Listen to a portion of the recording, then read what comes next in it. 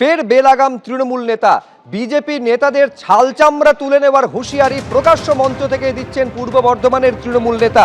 পূর্ব বর্ধমানের জেলা তৃণমূলের সাধারণ সম্পাদক প্রকাশ্য মঞ্চ থেকে এই হুঁশিয়ারি দিয়ে বলছেন, এসআইআর এ সংখ্যালঘু সম্প্রদায় বা আদিবাসীর নাম বাদ গেলে কমিশনকে বলবো না, নাম বাদ গেলে বিজেপি নেতাদের পিটিয়ে ছালচামড়া তুলে দেব। বর্ধমান 1 নম্বর ব্লক তৃণমূল কংগ্রেসের সম্মেলনে এই হুঁশিয়ারি তৃণমূল নেতার। একটা ভোটারের যদি নাম বাদ যায়, একটা মুসলমান সম্প্রদায়ের মানুষের যদি নাম বাদ যায়, একটা তপশালী বাউরি বাগদির যদি নাম বাদ যায়, একটা আদিবাসী সন্তানের যদি নাম বাদ যায়, নির্বাচন কমিশনকে ধরতে যাব না। বিজেপির নেতাদের পিটিয়ে ছাল চামড়া তুলে দেব।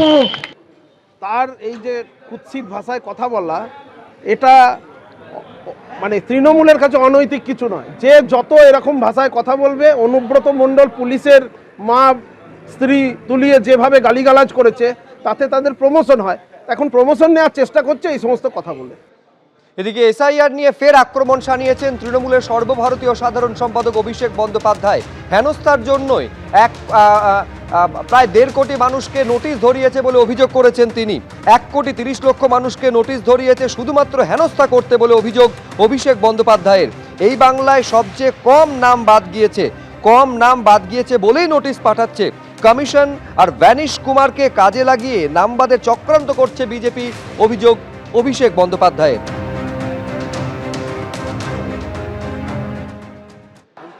1,30,000 মানুষকে খালি বাংলায় আমাদের হেনস্থা করার জন্য নোটিশ পাঠিয়েছে।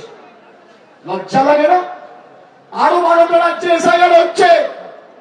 আমাদের বাংলাদেশি বলে, রোহিঙ্গা বলে যারা দাগিয়ে দিয়েছিল, উত্তরপ্রদেশের 4 কোটি মানুষের নাম বাদ গেছে, গুজরাটে 1 কোটি মানুষের নাম বাদ গেছে। সব থেকে কম ডিভিশন যদি কোথাও হয়ে থাকে, সেটা আমাদের এই বাংলা। আর এই বাংলায় যেহেতু কম ডিভিশন হয়েছে, নির্বাচন কমিশন আর ভ্যানিশ কুমারকে কাজে লাগিয়ে জোর জবরদস্তি নাম বাদ দেওয়ার ষড়যন্ত্র করছে ভারতীয় জনতা পার্টি। যাদেরকে নোটিশ পাঠিয়ে হয়রানি করছে, মাথায় রাখবেন, যেভাবে আপনাকে হয়রানি করেছে, আপনাকে কষ্ট দিয়েছে, একইভাবে বিজেপিকে কষ্ট দিতে হবে। এরা যে ভাষায় বোঝে, এদেরকে সে ভাষায় জবাব দিতে হবে।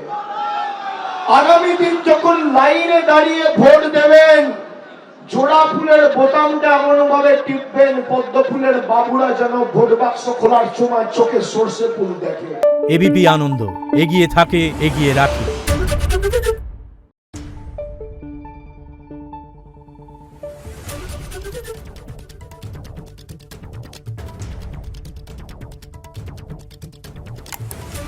Thank you.